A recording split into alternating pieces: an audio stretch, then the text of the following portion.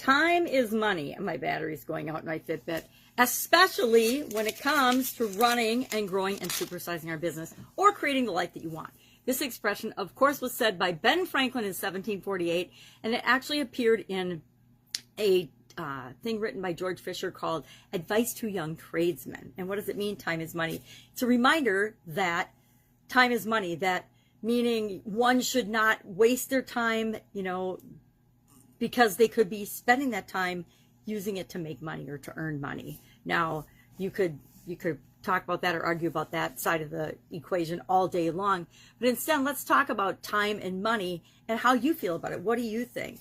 To me, as a business owner, I was always very conscious of time and wasting time. Now, I grew up as an engineer and was trained in things like time and motion studies, which it doesn't get more detail-oriented and innate than that. But it made me appreciate that some tasks, some jobs, everything actually takes a certain amount of time. And there's a trade-off between how much time it takes and the value that's extracted from those activities. Now, there's things that we spend our time on that we can't really quantify. You can't quantify time with your children, spending time raising your kids. How do you quantify what's the value of that time? But we can quantify the amount of time that we spend on activities that generate revenue or income for our business, the things that we do in our business that make us the most money. Are we spending our time on either things that we absolutely love to do or things that make our business the most money? And if we're not, and those things that don't matter that much,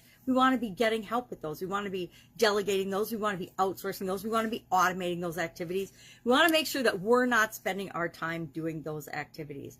I use this as my excuse and my justification for offloading housework and not doing housework and shopping and things around domestically that I didn't really love to do anyway. I always like grocery shopping because I love to cook, but all the other types of shopping, I didn't want to spend any time doing that. And I actually convinced myself that I hate shopping.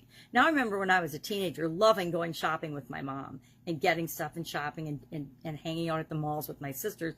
But over the course of my college years and career, I just decided I didn't have the time and energy to just spend going shopping. So are there activities like that in your business or in your life that just aren't really giving you the return on investment? Because time is the one thing, at least I don't know anybody who's actually announced that they figured out time travel or how to stop time, or anyone who's actually able to predict the exact day of their demise. I think that's what makes time such a valuable resource. We don't know how much of it we actually have. So it's a very limited resource, but it's an unknown limited resource in that, if our money runs out, we can always make more money. We can always replicate money. We can always earn more money. But none of us has the ability to create more time. We get 24 hours in a day, each and every one of us. I think of it as a great equalizer because no matter who you are, where you're from, we all get 24 hours in a day. Now, again, we could get into the whole philosophical thing that time is made up and it's just a concept and an idea, just like everything else. But in order to get along in society and build our businesses, let's focus on time as most people understand it. What we see on the clock, the time passing 60 minutes in an hour or whatever.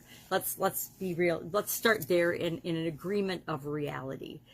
So what is the value of your time? Have you ever done the exercise where you figured out what a minute or an hour of your time is worth? I did the hour in some training program back probably when I was in my 20s and learned to measure and keep an eye on what my time is worth. And that allows me the ability and the freedom to say no to things that just don't make sense for me. I remember in school, in grade school, my kids went to the Catholic school, and there's, of course, tons of fundraising, tons of volunteering required.